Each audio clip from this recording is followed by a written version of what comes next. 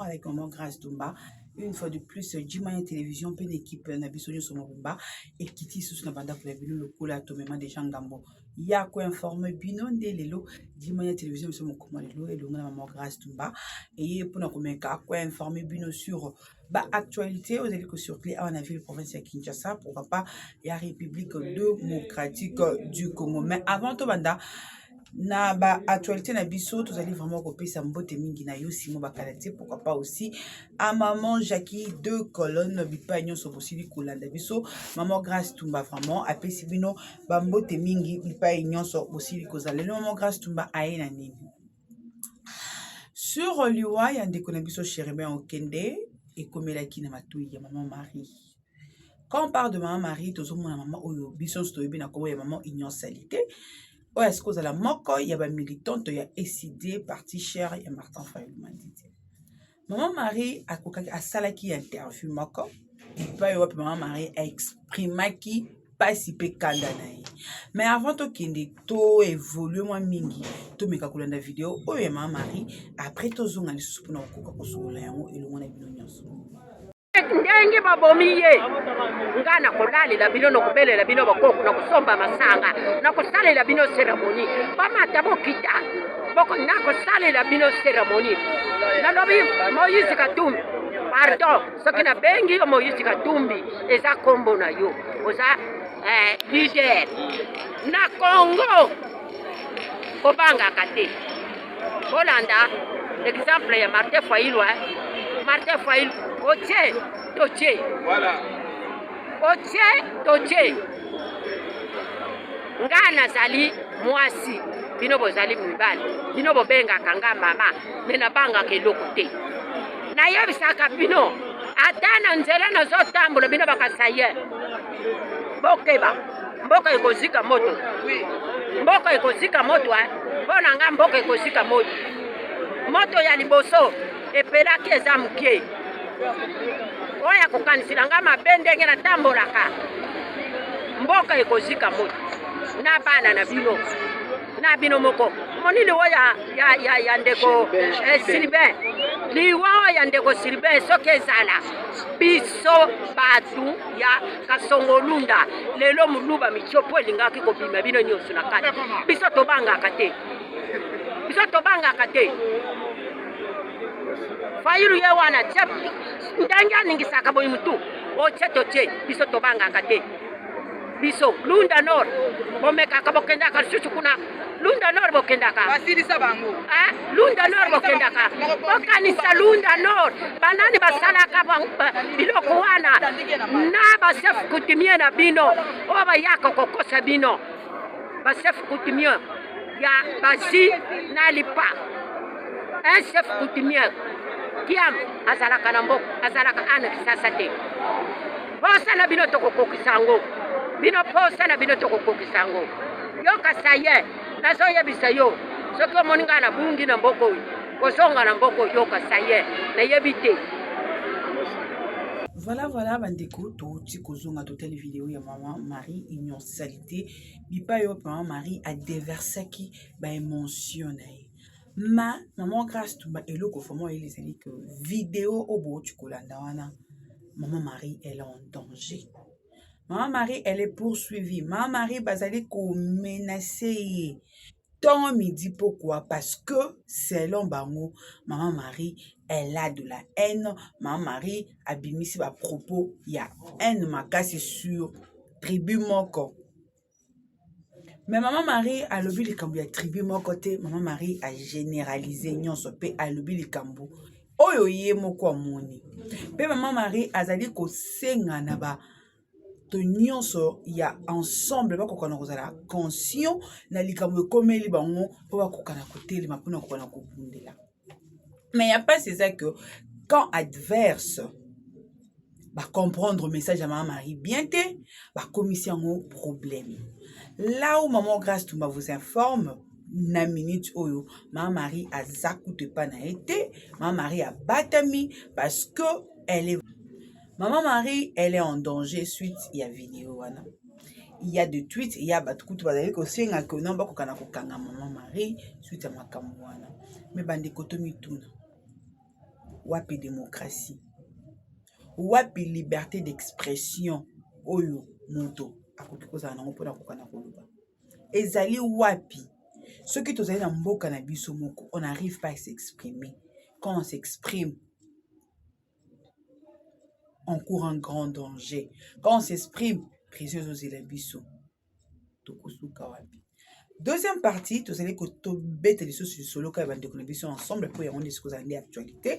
Au biso na minute yebi malgré que toi tu commis trop attaché na makamozeli koleka awa to meki ko bossa na moi mon qui makamozeli koleka na kula ngamo est pour votre information na est toujours bito mezeli ko continuer bandi ko biso ba sipe mibali bazali ko kufa chaque jour sans que eko kana koloba ma sans que likamoko kona ko salema to wana ki passage pe ya mokambine kolo papa mokambine kolo na mboka kuna ya Kenya, espérons que akoyele biso ya mbala oyo makambo ya malamu.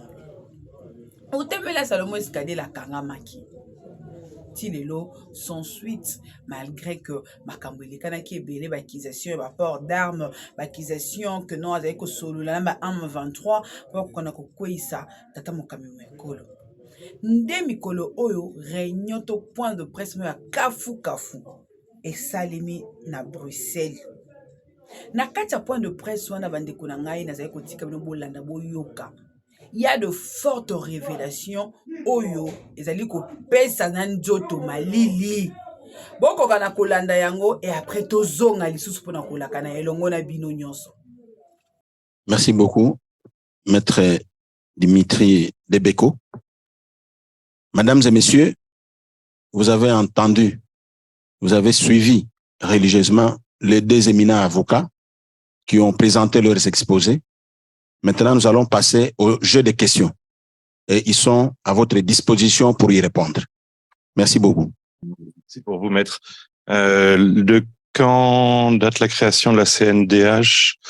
Et est-ce que vous vous souvenez de l'occasion à laquelle les déclarations qui étaient dans l'invitation et que vous avez rappelées ont été faites par Monsieur Tshisekedi? Alors, c'est la loi organique 13/011 du 21 mars 2013. Donc, la loi organique 13/011 du 21 mars 2013 portant institution, organisation et fonctionnement de la Commission nationale des droits de l'homme.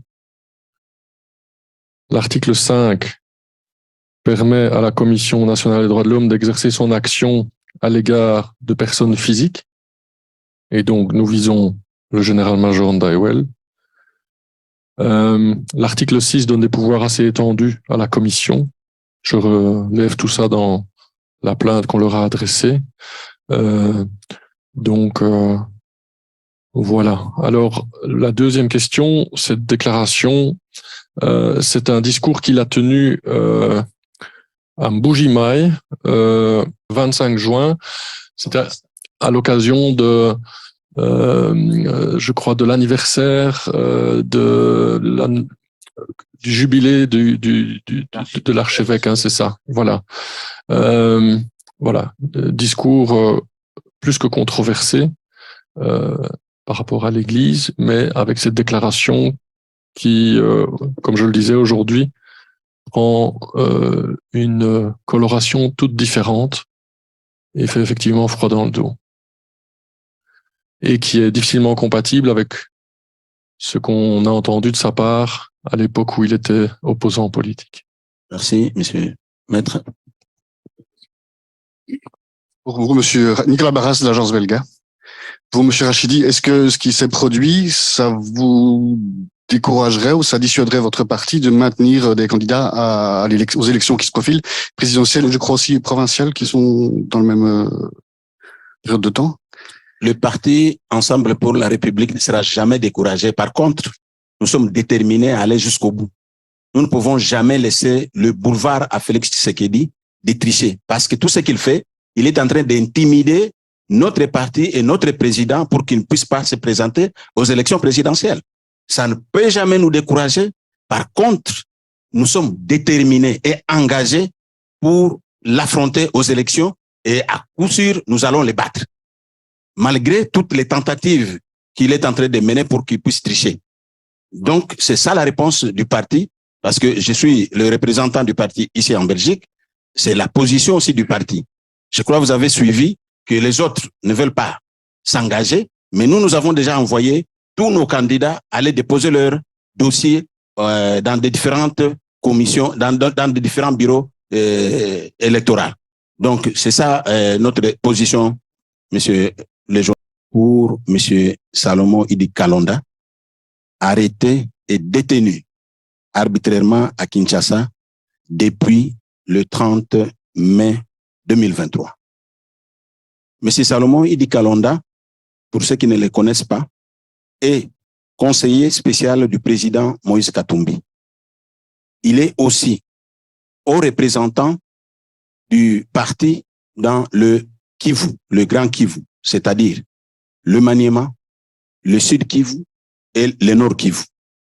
Le parti vient d'être aussi endeuillé ce matin, donc ce jour, le 13 juillet 2023, par l'assassinat ignoble et barbare de l'ancien ministre de Transport et Communication, donc ministre honoraire, M. Chérubin Okende. Il a été, comme je l'ai dit, abattu dans sa voiture, enlevé dans le parking de la Cour constitutionnelle après avoir été invité par cette dernière pour être auditionné. Et sans ignorer que ceux qui sont derrière ces assassinats, en tout cas, je vous dirais, comme ce sont les militaires cagoulés qui ont opéré cet enlèvement, je pense, je dis bien, je pense, c'est l'ombre de certaines autorités de Kinshasa qui seraient derrière cette opération. Et ils nous ont déjà lancé un message qu'ils ne seront pas pitoyables. Donc, ils seront impitoyables pour tous ceux qui vont attaquer le pouvoir en place. C'est une occasion pour moi de demander aux avocats ici de mettre ces points à l'ordre du jour parce que ce n'était pas prévu. La conférence était centrée essentiellement sur le dossier de M. Salomon Idi Kalonda. Étant donné que c'était un dossier brûlant, en tout cas, je leur demande d'ajouter ces points pour dénoncer justement ce qui se passe dans notre pays. J'ai l'honneur de vous présenter les deux grands éminents avocats. Il s'agit de M. Alexis Dessoif, à ma droite. Il est avocat au barreau de Bruxelles et à la Cour pénale internationale. Et à ma gauche, j'ai l'honneur de vous présenter M. Dimitri Debeko, avocat aussi au barreau de Bruxelles. Lui est spécialiste en droit pénal et c'est avec eux que nous allons assister maintenant à ce point de presse. Monsieur Alexis, je vous accorde la parole. Merci, Monsieur Rachidi. L'heure est grave. Avec l'assassinat de Chérubin Okende, un point de basculement a été atteint. Cette conférence de presse organisée par l'équipe de défense de Salomon Kalonda était prévue depuis 48 heures. L'invitation avait été lancée et ce matin, nous avons appris l'horreur totale. Je le dis, ce point de basculement de l'assassinat de Chérubin Okende dans les conditions et les circonstances qui ont été rappelées par Monsieur Rachidi. L'équipe de défense de Salomon Kalonda, Monsieur Kalonda a été arrêté, comme vous le savez, le 30 mai dernier. Aujourd'hui, ça fait 45 jours qu'il est en détention. Quand nous avons été consultés, mon confrère Maître Debeko et moi-même, cette détention nous a semblé d'emblée une détention arbitraire, sans garantie procédurale. Maître Debeko y reviendra, dans un contexte très particulier de durcissement du pouvoir, des autorités. Et la première chose, comme avocat spécialiste en droit humain et défense des droits humains que je note dans le dossier de Salomon Kalonda, c'est finalement quelque chose de assez classique utilisé par les pouvoirs autoritaires, c'est le détournement de la législation sur la sécurité nationale pour atteindre des opposants, des défenseurs des droits humains, des rivaux politiques. Et finalement, l'atteinte à la sécurité nationale est sortie du chapeau. Et vous savez les circonstances, c'est que il n'a pas été informé des charges qui pesaient contre lui personnellement. C'est lors d'une conférence de presse assez surprenante par les officiers de police judiciaire de l'ex-DEMIAP que ces éléments ont été rendus publics à l'encontre de toutes les règles prescrites en la matière. Merci, maître Alexis Dessoif, pour votre exposé. Et nous allons très vite accorder la parole à l'avocat maître Debeko. Monsieur Dimitri, vous avez la parole. Voilà, je vous remercie. Bonjour à tous. Lorsque j'ai accepté cette mission il y a à peu près un mois, je vous avoue que je ne pensais pas que la situation au Congo, la situation des gens que j'ai rencontrés et immédiatement appréciés prendrait la tournure qu'elle a pris cette nuit. L'atmosphère était lourde ce matin en arrivant. Je le comprends, nous sommes tous bouleversés, nous aussi, sachez-le, par ce qui vous arrive. Je parle de plusieurs d'entre vous qui connaissent très bien la personne qui est décédée cette nuit. Mais il faut aussi savoir que nous ne sommes pas pour autant effrayés. Nous ne sommes pas comme avocats impressionnés, nous ne sommes comme avocats encore moins découragés. Au contraire, je pense que cette nuit, la mission qui nous est confiée a pris une importance supplémentaire et d'autant plus nécessaire et urgente. Nous sommes donc plus que jamais déterminés à la remplir et à faire ce qu'il y a lieu de faire pour que cette escalade dans la violence s'arrête le plus vite possible. En témoigne le fait que nous n'avons pas hésité à nous rendre ce matin ensemble à l'ambassade du Congo pour introduire une demande de visa. Alors avant le drame de cette nuit, la situation était déjà tragique pour un autre homme, notre client, Monsieur Kalonda. Monsieur Kalonda que nous espérons pouvoir rencontrer dans les prochaines semaines, que nous avons déjà l'impression de connaître un petit peu pour avoir rencontré son épouse, ses amis, ses partenaires politiques, et qui est en prison, faut-il le rappeler, depuis 44 jours, de manière manifestement totalement illégale. J'essaye d'analyser les choses comme juriste, non pas sur le plan politique, même si sur le plan politique il y aurait déjà beaucoup de choses à dire, mais comme juriste, il est très clair que la situation est totalement contraire au droit national congolais et au droit international. On a quelqu'un qui est arrêté le 30 mai 2023, vers 10 heures du matin. Il est sur le tarmac de l'aéroport international de Njili à Kinshasa. Il est arrêté par les agents de la garde républicaine. On ne sait pas où il est emmené. Pendant plusieurs jours, sa famille ne le sait pas. Alors qu'en tant que civil, il serait soumis à une garde à vue de 48 heures et il serait vu assez rapidement par un juge dans une procédure qui serait assez similaire à ce que nous connaissons en Belgique. Ce n'est pas le cas. Pendant 10 jours, il sera en garde à vue, ce qui pour un civil est absolument hallucinant. Il va être entendu à plusieurs reprises. J'ai encore eu un de ses avocats au téléphone ce matin qui m'a confirmé qu'il a été entendu le 5 juin, le 7 juin, le 10 juin, pendant des heures et des heures, sans avocat. Des avocats se présentent au commissariat de police et sont repoussés. Finalement, ce n'est qu'au bout de 10 jours qu'il sera transféré à l'auditorat militaire, toujours, qui va pour la première fois l'interroger en l'informant des accusations reposant contre lui. Chose extraordinaire, en fait, lui et ses avocats qu'il n'avait toujours pas rencontrés l'avaient appris quelques jours avant par une conférence de presse tenue par des officiers judiciaires rattachés au droit militaire. Finalement, il est transféré à la prison d'Endolo, prison réservée aux militaires, où il est toujours depuis 44 jours. Donc, si je dois résumer, nous avons un homme civil, opposant politique, qui n'est pas militaire, qui est détenu dans une prison militaire, qui est détenu depuis 44 jours sur base d'accusations manifestement totalement fallacieuses, qui ne repose sur aucun élément objectif, qui pendant 10 jours n'a pas eu accès à un avocat, qui pendant ces 10 jours a été entendu à plusieurs reprises sans avocat, pour lequel ces avocats ont introduit des demandes de libération auxquelles ils n'ont même pas obtenu de réponse, situation sur laquelle, en 44 jours, aucun juge n'a statué.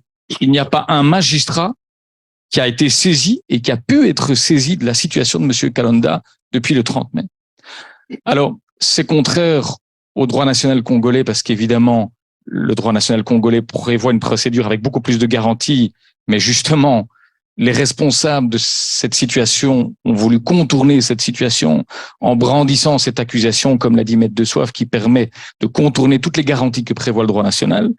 Mais c'est aussi contraire au droit international. C'est évidemment contraire au pacte des droits civils et politiques dont le Congo, dont la République démocratique du Congo est signataire, dont le Congo a accepté de veiller à l'exécution. C'est la raison pour laquelle nous avons entamé les démarches pour une requête individuelle auprès du Comité des droits de l'homme des Nations Unies.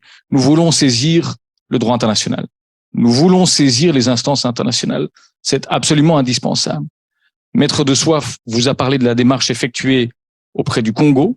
Nous allons demander à ce qu'au Congo, les organismes compétents prennent leurs responsabilités. Effectivement, la mission est difficile. Mais nous allons nous demander aussi que le Comité des droits de l'homme des Nations Unies, que les Nations Unies prennent leurs responsabilités. Une requête individuelle va être déposée dans les 48 heures avec une demande de mesures urgentes. Une plainte va aussi être déposée auprès du groupe de travail sur les détentions arbitraires, toujours à Genève, toujours aux Nations Unies, parce que les 44 jours de détention de M. Kalonda constituent bel et bien une détention arbitraire sur le plan national, au regard du droit international également. Nous allons tout faire pour que le pouvoir en place, pour que ceux qui sont manifestement responsables de cette situation et dont l'avenir dira s'ils ont fait bien pire encore cette nuit, sachent que la communauté internationale les regarde, que la communauté internationale voit ce qui se passe et que la communauté internationale ne fermera pas les yeux sur ce qui se passe. C'est notre mission et nous la prenons très à cœur. Je voudrais enfin dire un mot aussi sur la Belgique. Il y a la communauté internationale, il y a Genève, et puis il y a Bruxelles, il y a la Belgique. Au mois de février, la ministre des Affaires étrangères s'est rendue au Congo. Le roi s'est rendu au Congo. D'une manière que certains, et j'ose le mot pour qualifier d'un peu paternaliste, on a appelé à des élections démocratiques au Congo. Si c'était sincère, si on pensait vraiment cela, la Belgique, notre ministre des Affaires étrangères, ne peut pas non plus fermer les yeux sur ce qu'il se passe et devra aussi montrer que derrière les paroles, il y a les actes et surtout, il y a des choses qu'on ne peut pas accepter. La diplomatie a ses limites, il y a des choses qu'on ne peut pas accepter.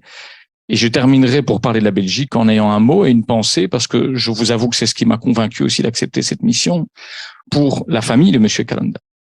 La femme de M. Kalonda vit en Belgique. Lui a vécu en Belgique longtemps. Ils ont des enfants ici. Il y a des jumeaux qui sont nés peu avant son arrestation. C'est à eux que je pense aussi au moment où j'introduirai ma requête auprès du Comité des droits de l'homme des Nations Unies. Je vous remercie. Merci beaucoup, Maître Dimitri Debeko. Et encore plus, ce matin, depuis l'assassinat de Chérubin Okende, ce sont les déclarations du président Tshisekedi, il y a quelques semaines à peine, et je le cite, il avait annoncé la couleur dans un discours très menaçant, et il avait dit « Je m'attaquerai sans hésitation, sans remords à tout Congolais qui mettrait en danger la sécurité et la stabilité de notre pays, peu importe ce que l'on dira, violation des droits de l'homme, privation de liberté, je n'ai aucune leçon à recevoir de qui que ce soit. » Cette déclaration, avec le recul que nous avons aujourd'hui, fait froid dans le dos. Salomon Kalonda en a fait les frais. Il est en prison. Visiblement, Chérubin Okende en a fait les frais et il a payé de sa vie. Il y a, et je le disais, un point de basculement. Politiquement, on ne peut s'empêcher d'avoir l'impression qu'il y a un pouvoir aux abois, un président qui sait pertinemment qu'il a terminé les dernières élections à la 3e place, qu'il est devenu président par des circonstances exceptionnelles sur lesquelles je ne reviendrai pas, et qu'il n'a aucune chance de rempiler par la voie des urnes à la régulière.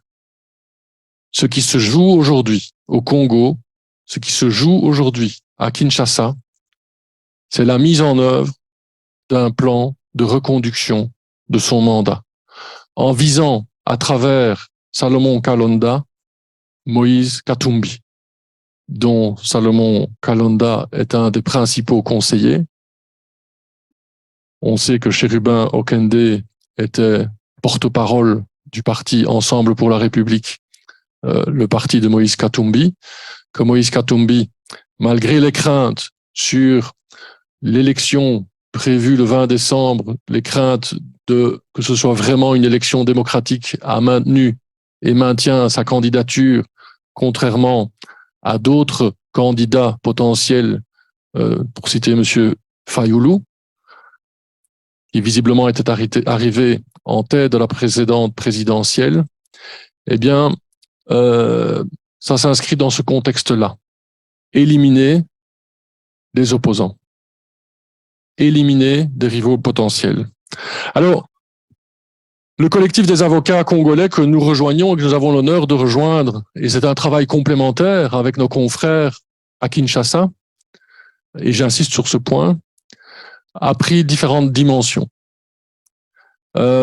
J'expliquerai la première, et Maître Debeko expliquera notamment la deuxième. On a déposé une plainte ce matin, elle a été déposée officiellement ce matin, auprès de la Commission nationale des droits de l'homme.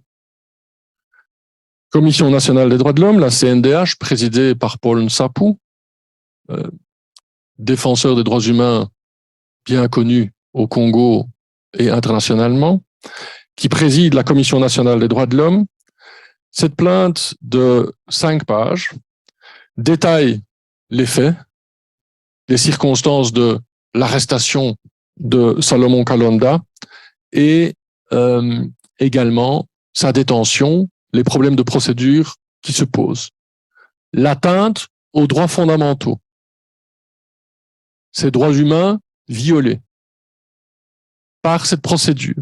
Et cette plainte, et c'est un point très important, elle est basée sur la loi qui institue la Commission nationale des droits de l'homme, qui permet ce mécanisme de plainte, qui confère un pouvoir d'investigation à la CNDH et qui peut viser des personnes.